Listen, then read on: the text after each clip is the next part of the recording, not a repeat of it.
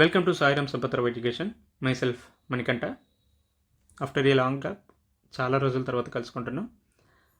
అందరూ బాగున్నారని అనుకుంటున్నా. సో ఈరోజు మెయిన్ టాపిక్ డీలిమిటేషన్ కమిషన్ గురించి. సో ఈ డీలిమిటేషన్ కమిషన్ ఏర్పాటు చేస్తే సదర్న్ స్టేట్స్ ఏవైతే ఉన్నాయో అవి చాలా వరకు నష్టపోతాయి. That's why southern states are nervous about delimitation. So ఈ కాంటెక్స్లో భాగంగా ఈరోజు మనం మెయిన్గా డీలిమిటేషన్ కమిషన్ అంటే ఏంటి, అసలు దీనికి సంబంధించినటువంటి కాన్స్టిట్యూషనల్ ప్రావిజన్స్ మనకి ఏమైనా కాన్స్టిట్యూషన్లో ఉన్నాయా, అలానే ఇంతవరకు ఎన్ని డీలిమిటేషన్ కమిషన్స్ని ఏర్పాటు చేయడం జరిగింది, ఎన్ని అమెండ్మెంట్స్ జరిగాయి అనే దాని గురించి చదువుకుంటాం. అలానే ఈ డీలిమిటేషన్ కమిషన్లో ఉన్నటువంటి కన్సర్న్స్ అండ్ ఇష్యూస్ ఏంటి. సో మేజర్గా చాలా వరకు సదర్న్ స్టేట్స్ ఏవైతే ఉన్నాయో అవి చాలా వరకు ఎందుకు ఆందోళన చేస్తున్నాయంటే బికాస్ ఆఫ్ ఈ డీలిమిటేషన్ కమిషన్ ఏర్పాటు చేస్తే ఖచ్చితంగా అవి నష్టపోతాయి. దట్స్ వై ఇందులో చాలా వరకు సదర్న్ స్టేట్స్ ఏవైతే ఉన్నాయో అవి ఆందోళన పట్టడం జరిగింది. అట్ ది సేమ్ టైం ఈ డీలిమిటేషన్ కమిషన్కి సంబంధించినటువంటి పవర్స్ అవ్వచ్చు, లేదంటే ఫంక్షన్స్ గురించి రైట్. ఇది మాత్రమే కాకుండా దీనికి సంబంధించి సిగ్నిఫికెన్స్, అసలు డీలిమిటేషన్ కమిషన్ యొక్క ప్రాముఖ్యత ఏంటి రైట్. లాస్ట్గా చూసుకుంటే ఈ డీలిమిటేషన్ కమిషన్ని ఎవరు అపాయింట్మెంట్ చేస్తారు, ఈ డీలిమిటేషన్ కమిషన్లో ఎవరెవరు మెంబర్స్గా ఉంటారు, ఇటువంటి అన్ని అంశాల గురించి కూడా ఇన్ డీటెయిల్గా మనం ఈ వీడియోలో డిస్కస్ చేసుకుందాం. సో ఫస్ట్ చూసుకుంటే డీలిమిటేషన్ అంటే ఏంటి. So act of redrawing the boundaries of Lok Sabha and state assembly seats to reflect demographic changes. So మారుతున్న జనాభా అంశాలు ఏవైతే ఉన్నాయో వాటికి అనుగుణంగా స్టేట్ అసెంబ్లీ అదేవిధంగా లోక్సభకు సంబంధించినటువంటి బౌండరీస్ ఏవైతే ఉన్నాయో వాటిని రీడ్రా చేయడం జరుగుతుంది. సో దాన్నే మనం డీలిమిటేషన్గా పిలవడం జరుగుతుంది. సో ఐ హోప్ డీలిమిటేషన్ అంటే అర్థమైంది అనుకుంటున్నా. సో ఇది మోస్ట్లీ అటు లోక్సభ అదేవిధంగా స్టేట్ లెజిస్లేటివ్ అసెంబ్లీకి మాత్రమే అప్లికబుల్ అవుతాయి. సో మనకి ఎగ్జామ్ పర్స్పెక్టివ్లో ఇటు లోకల్ బాడీస్కి కూడా ఈ డీలిమిటేషన్ కమిషన్ అప్లికబుల్ అవుతుందా అంటే కాదు అనేసి గుర్తుపెట్టుకోండి రైట్. మేజర్గా అసలు ఈ డీలిమిటేషన్ కమిషన్ని ఎందుకు ఏర్పాటు చేస్తారు, దాని యొక్క గోల్ అవ్వచ్చు, దాని యొక్క ఎయిమ్ ఏంటి అంటే it is equitable representation to equal parts of population. So జనాభాకి అనుగుణంగా రిప్రజెంటేషన్ ఏదైతే ఉందో, ప్రాతినిధ్యత ఏదైతే ఉందో దాన్ని ఈక్విటబుల్గా అందించాలి అనే ఉద్దేశంతో ఈ డీలిమిటేషన్ కమిషన్ని ఏర్పాటు చేస్తారు. సో ఇందులో మేజర్గా వన్ ఓట్ వన్ వాల్యూ అనే కాన్సెప్ట్ ఏదైతే ఉందో దాన్ని అనుసరిస్తూ ఈ డీలిమిటేషన్ అనేది ఏర్పాటు చేయడం జరుగుతుంది. సో దట్ ఎగ్జామ్ పర్స్పెక్టివ్లో మనకి ఇటువంటి స్టేట్మెంట్స్ అడగడానికి స్కోప్ ఉంటుంది. అలానే దీని యొక్క గోల్ అవ్వచ్చు, ఎయిమ్ ఏంటని అడుగుతారు. ఇది మాత్రమే కాకుండా వాట్ ఈస్ డీలిమిటేషన్ అని అడగడానికి కూడా స్కోప్ ఉంటుంది రైట్. అయితే భారత రాజ్యాంగంలో దీనికి సంబంధించి ఏవైనా కాన్స్టిట్యూషనల్ ప్రావిజన్స్ ఉన్నాయంటే ఎస్ ఉన్నాయి. ఆర్టికల్ 82, ఆర్టికల్ 170 అనేది మనకి ఈ డీలిమిటేషన్ కమిషన్కి సంబంధించినటువంటి అంశాల గురించి తెలుపుతుంది. ఇది మాత్రమే కాకుండా ఆర్టికల్ 330, ఆర్టికల్ 332 కూడా మనకి డీలిమిటేషన్ కమిషన్కి సంబంధించినటువంటి అంశాల గురించే తెలుపుతుంది. అయితే ఆర్టికల్ 182, ఆర్టికల్ 170 దేనికి సంబంధించిందంటే it provide for readjustment and the division of each state into territorial constituencies, parliament constituencies and also assembly కాన్స్టిట్యుయెన్సీస్గా డివైడ్ చేయడం జరుగుతుంది. ఎవరు బై సచ్ అథారిటీ, ఎవరు అథారిటీ అంటే డీలిమిటేషన్ కమిషన్. ఓకే. సో ఈ విధంగా ఆర్టికల్ 82 అనేది లోక్సభకు సంబంధించినటువంటి టెరిటోరియల్ కాన్స్టిట్యుయెన్సీస్ని డివైడ్ చేస్తుంది. ఆర్టికల్ 170 ఏదైతే ఉందో అది స్టేట్ లెజిస్లేటివ్ అసెంబ్లీకి సంబంధించినటువంటి నియోజకవర్గాల్ని డివైడ్ చేయడం జరుగుతుంది. అయితే ఆర్టికల్ 330, 332 దేనికి సంబంధించిందంటే it provide for refixing number of seats reserved for SC and STs in Lok Sabha and legislative assemblies of the states. So మనకి భారత రాజ్యాంగంలో ఎస్సీలకు ఎస్టీలకు సంబంధించినటువంటి రిజర్వేషన్ సౌకర్యాలు కూడా అటు పార్లమెంట్లోనూ అదేవిధంగా స్టేట్ లెజిస్లేటివ్ అసెంబ్లీలో కూడా ఉన్నాయి. కాబట్టి వీళ్ళకి సంబంధించినటువంటి డీలిమిటేషన్ కూడా మనకి ఈ డీలిమిటేషన్ కమిషనే ఏర్పాటు చేయడం జరుగుతుంది. సో దట్ మనకి ఎగ్జామ్ పర్స్పెక్టివ్లో ఈ అంశాన్ని గురించి కూడా ఇవ్వడానికి స్కోప్ ఉంటుంది. So article 330 and also article 332 of the Indian constitution provide for refixing number of seats reserved for ఎస్సీస్ and STs in Lok Sabha and also state legislative assemblies. So ఇది మనకి భారత రాజ్యాంగంలో ఉన్నటువంటి కాన్స్టిట్యూషనల్ ప్రావిజన్స్. సో చూసుకుంటే డీలిమిటేషన్ కమిషన్స్ని ఎన్నిసార్లు అమెండ్మెంట్ చేశారు అనే అంశం గురించి చూసుకుంటే మనకి 4 టైమ్స్ ఈ డీలిమిటేషన్ కమిషన్కి సంబంధించినటువంటి అంశాలని అమెండ్మెంట్ చేయడం జరిగింది. అది ఎప్పుడెప్పుడంటే 1952, 1962, 1972 అండ్ 2002. సో ఎన్నిసార్లు డీలిమిటేషన్ కమిషన్స్ని సవరించడం జరిగింది, అమెండ్మెంట్ చేయడం జరిగిందంటే 4 టైమ్స్ చేశారు. ఎప్పుడెప్పుడు అది 1952, 1962, 1972 అండ్ 2002. సో ఈ విధంగా కూడా మనకి ఎగ్జామ్ పర్స్పెక్టివ్లో అడగడానికి స్కోప్ ఉంటుంది. తర్వాత చూసుకుంటే దీని యొక్క orders. So orders of delimitation commissions అనేది ఏ విధంగా ఉంటుంది. So orders have the force of law and cannot be challenged in any court. So ఏ కోర్టులో కూడా దీన్ని ఛాలెంజ్ చేయడానికి ఆస్కారం ఉండదు. సో ఇటువంటి స్టేట్మెంట్స్ కూడా మనకి ఎగ్జామ్లో అడగడానికి స్కోప్ ఉంటుంది. అండ్ ఆల్సో ఇది ఎప్పుడు ఎఫెక్ట్లోకి వస్తుంది, it coming to effect on a date specified by the president of India. So president of India date ఎప్పుడైతే స్పెసిఫైడ్ చేస్తారో అప్పటి నుంచి ఇది అమల్లోకి రావడం జరుగుతుంది. సో ఇది దీనికి సంబంధించినటువంటి ఆర్డర్. సో ఇది ఏదైతే ఫైనల్గా ఇస్తుందో అదే అంతిమంగా ఉంటుంది. దీన్ని ఏ కోర్టులో కూడా మనం ప్రశ్నించడానికి వీలు లేదు అనేది గుర్తుపెట్టుకోండి. ఫర్దర్గా చూసుకుంటే దీనికి సంబంధించినటువంటి అపాయింట్మెంట్. సో దీన్ని ఎవరు అపాయింట్మెంట్ చేస్తారు, ప్రెసిడెంట్ ఆఫ్ ఇండియా అపాయింట్ చేయడం జరుగుతుంది in collaboration with the election commission of India. So మనకి ఎగ్జామ్ పర్స్పెక్టివ్లో డీలిమిటేషన్ కమిషన్ని ఎవరు అపాయింట్ చేస్తారు అంటే ప్రెసిడెంట్ ఆఫ్ ఇండియా అపాయింట్ చేస్తారు in collaboration with election commission of India. So this is very very important. So delimitation commission ఎవరు ఏర్పాటు చేస్తారంటే president of India appoint చేస్తారు in collaboration with the election commission of India. దీని యొక్క composition ఏ విధంగా ఉంటుంది, దీని ఫంక్షన్స్ ఏంటి, దీని యొక్క పవర్స్ ఏంటి, ఇటువంటివి కూడా మనం డిస్కస్ చేసుకుందాం. దీని యొక్క కాంపోజిషన్ ఏ విధంగా ఉంటుందంటే, ఒకటి రిటైర్డ్ సుప్రీంకోర్టు జడ్జు, అలానే chief election commissioner, respective state election commissioners ఎవరైతే ఉంటారో వాళ్ళు ఈ డీలిమిటేషన్ కమిషన్లో మెంబర్స్గా ఉండడం జరుగుతుంది. సో మనకి ఎగ్జామ్ పర్స్పెక్టివ్లో డీలిమిటేషన్ కమిషన్ ఏదైతే ఉందో దాని యొక్క కాంపోజిషన్లో మెంబర్స్ ఎవరెవరు ఉంటారు అనేసి ఒక 4 అపాయింట్మెంట్స్కి ఇస్తారు. 4 స్టేట్మెంట్స్ ఇచ్చి అందులో ఈ 3 ఇస్తారు, ఇంకొక టెస్ట్ ఇస్తారు. మళ్ళీ దానికి విచ్ వన్ ఈజ్ కరెక్ట్ అనేసి ఏబీసీ అవ్వచ్చు, ఏబిసిడి అలా కూడా అడగడానికి స్కోప్ ఉంటుంది. కాబట్టి డీలిమిటేషన్ కమిషన్కి సంబంధించినటువంటి కాంపోజిషన్లో ఎవరెవరు ఉంటారంటే retired supreme court judge, chief election commissioners and also respective state election commissioners ఉండటం జరుగుతుంది. అయితే దీనికి సంబంధించినటువంటి ఫంక్షన్స్ ఏంటో ఒకసారి చూద్దామా. It determine the number and boundaries of constituencies. So constituencies ఏవైతే ఉన్నాయో వాటి యొక్క బౌండరీస్ని ఇది నిర్ధారించడం జరుగుతుంది. ఎక్కడా కూడా అన్ఈక్వల్ రిప్రజెంటేషన్ లేకుండా అందరికీ ఈక్వల్ రిప్రజెంటేషన్ ఉండేటట్టు పాపులేషన్ బేస్డ్గా ఇవ్వడం జరుగుతుంది. ఇది మాత్రమే కాకుండా, దిస్ ఈజ్ వెరీ ఇంపార్టెంట్, ఇది మాత్రమే కాకుండా to identify seats reserved for ఎస్సీస్ and STs wherever their population is relatively large.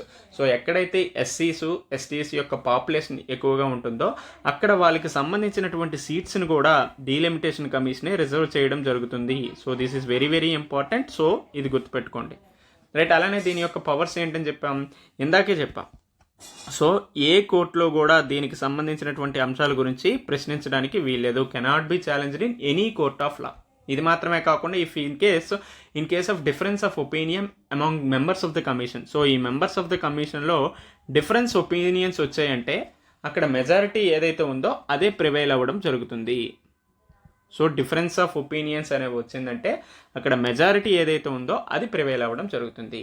And also whose orders have the force of law and cannot be called in question before any court. So that ఏ కోర్టుల్లో కూడా ఏ న్యాయస్థానాల్లో కూడా ప్రశ్నించడానికి ఆస్కారం లేదు. Okay, I hope దీనికి సంబంధించినటువంటి అపాయింట్మెంట్ ఏ విధంగా ఉంటుంది, కాంపోజిషన్ ఏ విధంగా ఉంటుంది, ఫంక్షన్స్ ఏ విధంగా ఉంటాయి, పవర్స్ ఏ విధంగా ఉంటాయి, ఇటువంటివన్నీ కూడా మనం తెలుసుకున్నాం. చూసుకుంటే దీని యొక్క సిగ్నిఫికెన్స్ ఏంటి. సో ఇది మోస్ట్లీ మనకి మెయిన్స్ పర్స్పెక్టివ్లో అడగడానికి స్కోప్ ఉంటుంది. ఫర్ ఎగ్జాంపుల్ డీలిమిటేషన్ కమిషన్ యొక్క సిగ్నిఫికెన్స్ ఏంటి అండ్ ఆల్సో దీనికి ఎదురవుతున్నటువంటి ఇష్యూస్ అవ్వచ్చు, ఛాలెంజెస్ ఏంటి అని అడగడానికి కూడా స్కోప్ ఉంటుంది. కాబట్టి first is representation. So delimitation ఏదైతే ఉందో అది ఫెయిర్ రిప్రజెంటేషన్ని ఎన్ష్యూర్ చేయడం జరుగుతుంది. Either Lok Sabha and also state legislative అసెంబ్లీలో ఫెయిర్ రిప్రజెంటేషన్ని ఎన్ష్యూర్ చేయడం జరుగుతుంది. ఎందుకంటే పాపులేషన్ మార్పులకి అనుగుణంగా అక్కడ సీట్స్ని అడ్జస్ట్ చేయడం జరుగుతుంది. So this is crucial for upholding the democratic principle that means one citizen one vote and one value. So ఇందాక మనం చెప్పుకున్నాం కదా, one citizen one vote one value అనేది ఏదైతే ఉందో దాన్ని ఇది అప్హెల్డ్ చేయడం జరుగుతుంది. దట్స్ వై ఇక్కడ ఫెయిరర్ రిప్రజెంటేషన్ అనేది ఉంటుంది. అండ్ ఆల్సో ఈక్విటీ అనేది కూడా matters. By readjusting the boundaries of territorial constituencies delimitation aims to ensure equitable distribution of seats. So ఇక్కడ పాపులేషన్ అనుగుణంగా ఇచ్చినప్పటికీ కూడా సీట్స్లో ఈక్విటబుల్ డిస్ట్రిబ్యూషన్ అనేది కనిపిస్తుంది. ఇది మాత్రమే కాకుండా రిజర్వ్డ్ సీట్స్ ఫర్ ఎస్సీస్ అండ్ ఎస్టీస్. సో ఎక్కడైతే వాళ్ళ యొక్క పాపులేషన్ రిలేటివ్లీ లార్జ్గా ఉంటుందో అక్కడ ఎస్సీ ఎస్టీస్కి సంబంధించినటువంటి సీట్స్ ఏవైతే ఉంటాయో అవి రిజర్వ్ చేయడం జరుగుతుంది in accordance with the constitutional provisions. Right. అలానే ఫెడరలిజాన్ని కూడా చాలా వరకు ఇది ప్రోత్సహిస్తుందని చెప్పుకోవచ్చు. సో డీలిమిటేషన్ ఏదైతే ఉందో it impacts federal principles by influencing the distribution of political power among states. It is essential. So ఇది చాలా వరకు ఎసెన్షియల్గా పనిచేస్తుంది. ఎందుకంటే it balance between the population based representation and federal consideration to maintain harmony among diverse regions. So ఎక్కడైతే వైవిధ్యత ఉంటుందో అక్కడ ఖచ్చితంగా కాన్ఫ్లిక్ట్స్ అనేవి ఎక్కువగా ఏర్పడతాయి. సో ఈ డీలిమిటేషన్ కమిషన్ వల్ల అక్కడ కాన్ఫ్లిక్ట్స్ రాకుండా హార్మోనీ అనేది రావడానికి చాలా వరకు స్కోప్ ఉంటుంది. రైట్. అలానే population control measures. So historically ఎక్కడైతే సో మేజర్గా ఇప్పుడు చాలా వరకు సౌత్ ఇండియన్ స్టేట్స్ ఏవైతే ఉన్నాయో అవి ఎందుకు ఎక్కువగా ఆందోళన చెందుతున్నాయంటే, సో 2026లో if in case delimitation commission ఏర్పాటు చేశారు అంటే ఖచ్చితంగా లోక్సభకు సంబంధించినటువంటి ఇప్పుడు 543 సీట్స్ ఏవైతే ఉన్నాయో అవి 800 వరకు వెళ్ళడానికి స్కోప్ ఉంటుంది. అయితే ఇక్కడ పాపులేషన్ చాలా వరకు కంట్రోల్ చేసినటువంటి సౌత్ ఇండియన్ స్టేట్స్ ఏవైతే ఉన్నాయో అవి చాలా వరకు నష్టపోతాయి. సో ఇలా నష్టపోయాము అంటే మాకు రిప్రజెంటేషన్ అనేది తక్కువగా ఉంటుంది. సో ఎప్పుడైతే రిప్రజెంటేషన్ తక్కువగా ఉంటుందో మా వాయిస్ ఏదైతే ఉందో దాన్ని అణచివేయడం జరుగుతుంది. అది ఫెడరల్ ప్రిన్సిపల్ను కూడా విఘాతం కలిగిస్తుంది అనేది చాలా వరకు ఈ సౌదర్న్ ఇండియన్ స్టేట్స్ ఏవైతే ఉన్నాయో అవి ఆందోళన చెందుతున్నాయి. సో అందుకనే మనకి చాలా వరకు 4 అమెండ్మెంట్స్ జరిగాయి. సో 1952, 62, 72, 2002.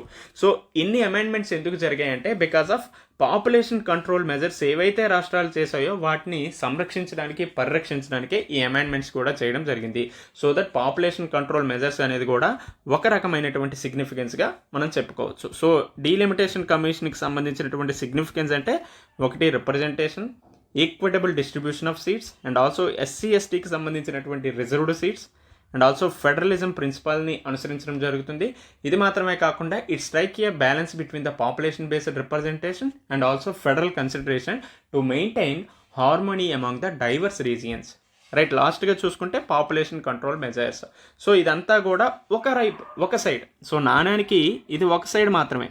నాణ్యానికి ఇంకో సైడ్ ఉంది. అదే చాలా వరకు సదర్న్ ఇండియన్ స్టేట్స్ ఏవైతే ఉన్నాయో అవి ఆందోళన చేస్తున్నాయి. వాటిని మనం కన్సర్న్స్గా చెప్పుకోవచ్చు.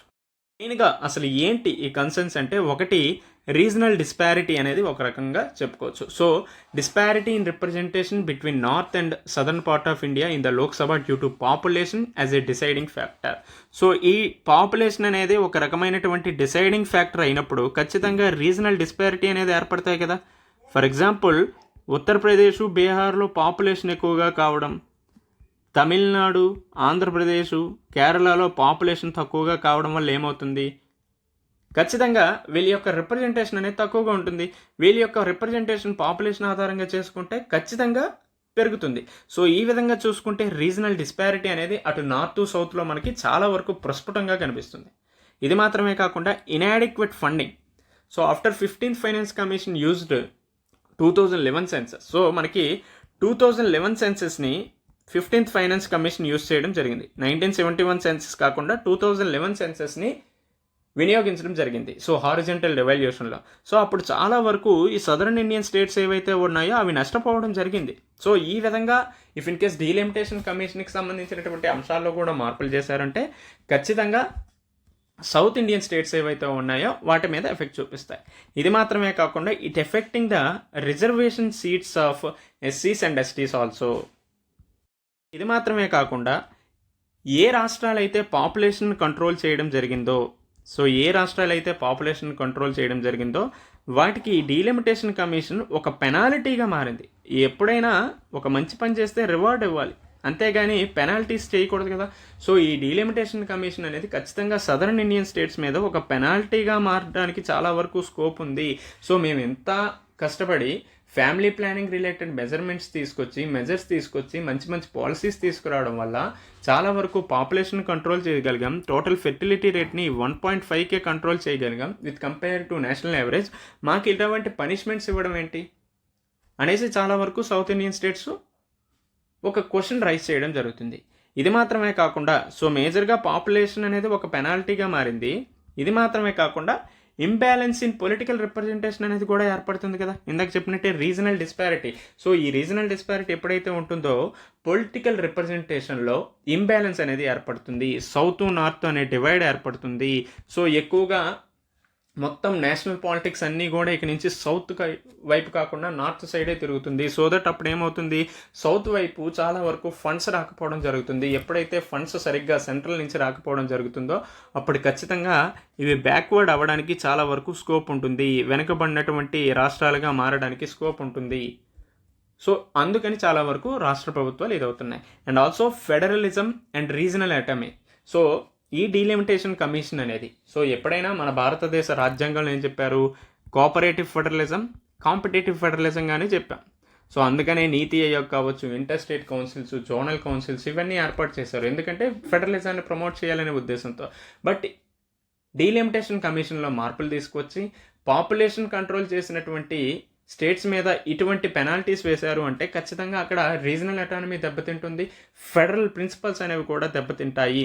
సో దట్ ఈ డీలిమిటేషన్ కమిషన్కి సంబంధించినటువంటి అంశాల్లో మార్పులు తీసుకొచ్చినప్పుడు ఖచ్చితంగా పాపులేషన్ మెజర్మెంట్స్, పాపులేషన్ కంట్రోల్ ఏవైతే రాష్ట్రాలు చేశాయో వాటిని తక్షణం పరిశీలించి మంచి మార్పులు తీసుకొచ్చే ఖచ్చితంగా ఇటు సౌత్ ఇండియన్ స్టేట్స్ ఏవైతే ఉన్నాయో అవి ఆందోళన బాట పట్టకుండా వాటిని యాక్సెప్ట్ చేయడానికి చాలా వరకు స్కోప్ ఉంటుంది. రైట్, ఐ హోప్ అర్థమైంది అనుకుంటున్నా ఎందుకు సౌత్ ఇండియన్ స్టేట్స్ అనేవి చాలా వరకు ఆందోళన చెందుతున్నాయి అనేసి.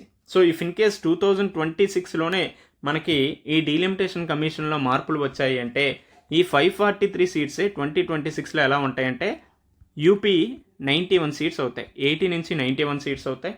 ఫర్ ఎగ్జాంపుల్ ఇప్పుడు ఆంధ్ర తెలంగాణ 42 సీట్స్ ఉండే, సో అది 34కి తగ్గిపోతుంది బికాస్ ఆఫ్ పాపులేషన్ కంట్రోల్ చేయడం వల్ల -8 సీట్స్ లాస్ అవుతున్నాయి. ఇది మాత్రమే కాకుండా కేరళ చూసుకోండి 8 సీట్స్ లాస్ అవుతున్నాయి, కర్ణాటక -2 సీట్స్. సో ఈ విధంగా చాలా వరకు సదరన్ ఇండియా స్టేట్స్ ఏవైతే ఉన్నాయో అవి చాలా వరకు లాస్ అవ్వడం జరుగుతుంది. ఇఫ్ ఇన్ కేస్ 2026 మొత్తం డీలిమిటేషన్ కమిషన్ మార్పులు చేశారు అంటే 848 సీట్స్కి అనేవి పెరగడానికి స్కోప్ ఉంది. ఆ 848 సీట్స్లో ఆంధ్ర తెలంగాణ కేవలం 12 సీట్లు మాత్రమే పెరిగితే యూపీలో 80 నుంచి 143 పెరుగుతాయి, అప్రాక్సిమేట్లీ 63 సీట్స్ పెరుగుతాయి. సో దట్ ఇక్కడ రిప్రజెంటేషన్ ఎవరిది ఎక్కువ అవుతుంది, నార్త్ డామినేషన్ ఎక్కువగా అవుతుంది. సో దట్ సౌత్ స్టేట్స్ ఏవైతే ఉన్నాయో వీటి యొక్క డామినేషన్, పొలిటికల్ రిప్రజెంటేషన్ అనేది చాలా వరకు తగ్గిపోతుంది. ఇది చాలా వరకు రీజనల్ అటానమీ మీద, ఫెడరలిజం మీద చాలా వరకు ఇంపాక్ట్ చూపిస్తుంది కాబట్టి చాలా వరకు ఆందోళన చెందుతున్నాయి. సో ఈ అంశానికి అనుగుణంగానే అమిత్ షా గారు కూడా ఈ డీలిమిటేషన్ కమిషన్ వేసేటప్పుడు సౌత్ ఇండియన్ స్టేట్స్కి సంబంధించినటువంటి కన్సర్న్స్ ఏవైతే ఉన్నాయో వాటిని అడ్రస్ చేసేటట్టు చూస్తామనేసి హామీ ఇవ్వడం కూడా జరిగింది.